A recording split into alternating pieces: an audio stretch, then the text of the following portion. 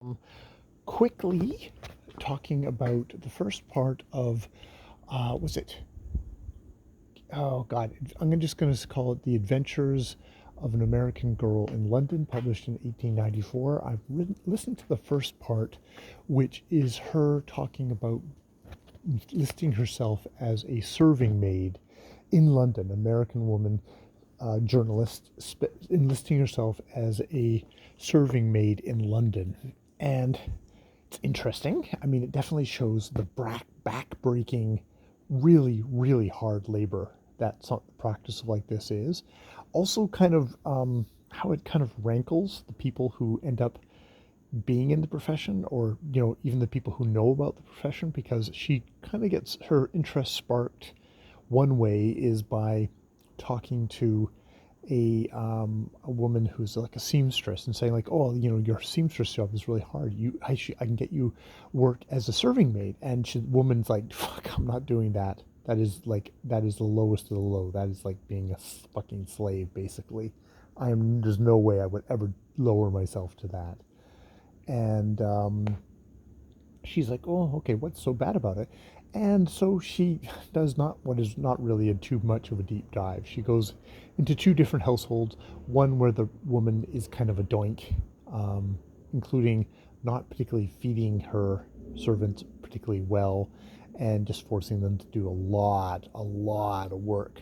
Then she gets into an easier one where the woman is quite kind-hearted, it seems, but she's in that place is struck by the surliness and ungratefulness of the servants.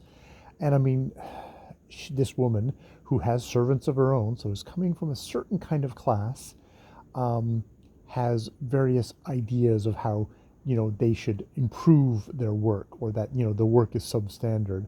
And it's just like, you're the new person coming in telling everybody how better to do the work, not knowing the full scheme, and also not coming from this place of like, I've been forced into this kind of labor, and the resentment, and the just like, I'm not putting my entire fucking being into this job kind of stuff.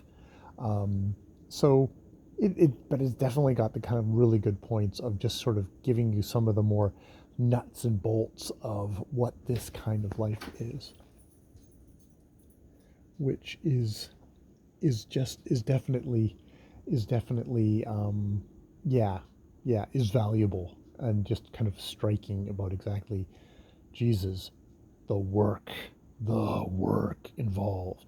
And you know people like to imagine themselves as being the lords and the ladies and being waited on. They don't think about all the fucking invisible servants who never get a mention in, aren't really people in any sense of the word, who have, in at least the hard one, have no life of their own, have very, very little time off.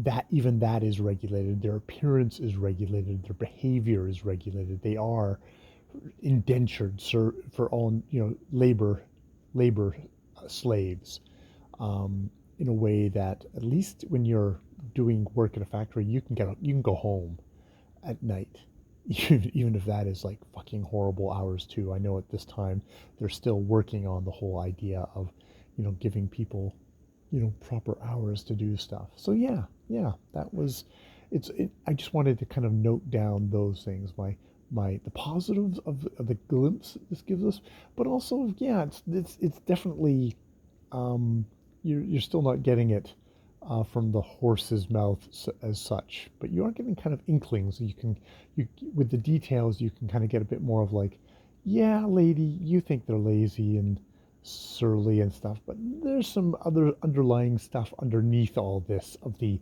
servant problem in turn of the 19th, 20th century England, that maybe have more to do with just the servants being lazy.